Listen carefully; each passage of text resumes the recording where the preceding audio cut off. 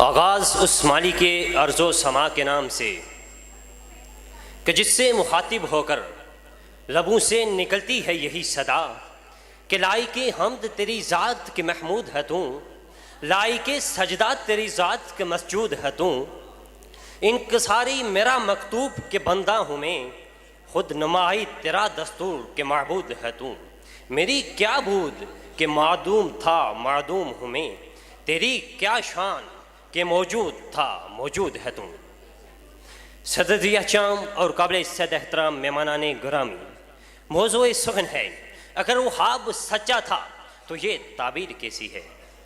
کون سا خواب؟ وہ خواب جس کو اپنی آنکھوں میں سجائے ایک شکستہ کارواں رہ گزار زیست کی وسطوں میں چلتا رہا، وہ خواب جس کو اپنے دل میں بسائے ایک غریب الوطن اپنے کرچی وجود کے ساتھ منزل کی جانب بڑھتا رہا، وہ خواب جس میں دار الرسن کے نوحے بھی ہیں اور بے آبرو عصمتوں کی سسکیاں بھی ہیں، وہ خواب جس کی خاطر ایک قافلہ نیم جانے اپنے جسموں کے چتھرے بنوا لیے، وہ خواب جس کی خاطر کہیں عصمتیں قربان ہو گئیں، ماؤں نے اپنے جگر گوشوں کی قربانیاں دے دیں اور اسی خواب کی تعبیر دیکھنے کے لیے کہیں نے اپنی جان گنوا دی اور کہیں نے سینے پہ گولی کھائی۔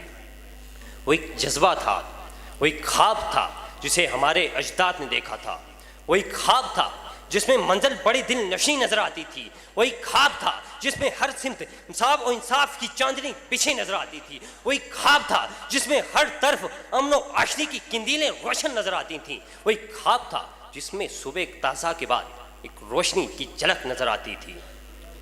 جب دھرتی صحرا صحرا تھی ہم دریا دریا روئے تھے، جب ہاتھ کی ریکھائیں چپ تھیں اور سر سنگیت بھی سوئے تھے، تب ہم نے جیون کھیتی میں کچھ خواب انوکھے بوئے تھے، کچھ خواب سجل مکانوں کے، کچھ بول گیت دیوانوں کے، کچھ شہر وفا کی شموں کے، کچھ پر پاگل سر والوں کے۔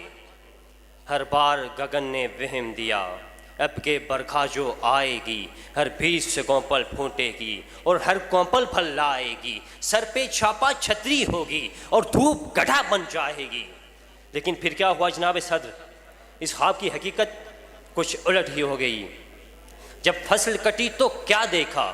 کچھ درد کے ٹوٹے گجرے تھے، کچھ زخمی خواب تھے کانٹوں پر، کچھ خاکستہ سے گجرے تھے اور دور افق کے ساگر میں کچھ ڈولتے ڈوبتے بجرے تھے۔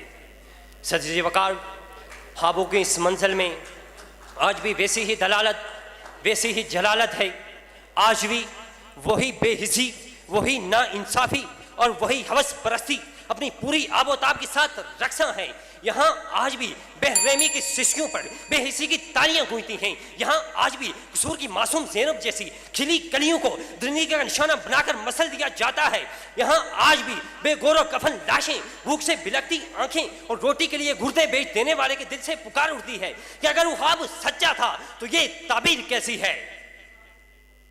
قیامت ہے کہ رات کب کی ڈل چکی ہے اور سورج ابھی تک نہیں نکلا۔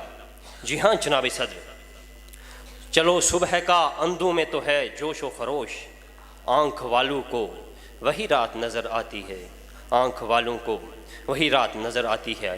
آج ہر شے میں ملاوٹ ہے، کھانے میں، پینے میں، سوچنے میں، عبادت میں، مذہب میں، مدرسے میں، خانقاہوں میں، سیاست میں، صحافت میں، دعا میں، دوا میں، وفا میں، غرض یہ کہ ہر ادا میں ملاوٹ ہے۔ جناب صدر، ہمارے قائد آج بھی صرف قائد اعظم ہی ہیں، 74 برس بیت جانے کے بعد ہم پر قائدین کی کثرت ہے لیکن قوم اکیلی رہ گئی ہے۔ ہمارے پاس آج اتنے قائد ہیں کہ اللہ کی پناہ، لیکن افسوس تو یہ ہے کہ ہمارے قائد آج بھی صرف قائد اعظم ہی ہیں۔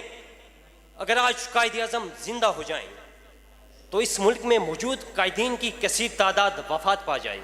اگر آج علامہ اقبال زندہ ہو جائیں تو اپنی قوم کی حالت دیکھ کر صدمے سے ایک مرتبہ پھر مر جائے۔ جی ہاں جناب صدر، یہی حقیقت ہے۔ آپ کی سماعتوں کا بے حد شکریہ۔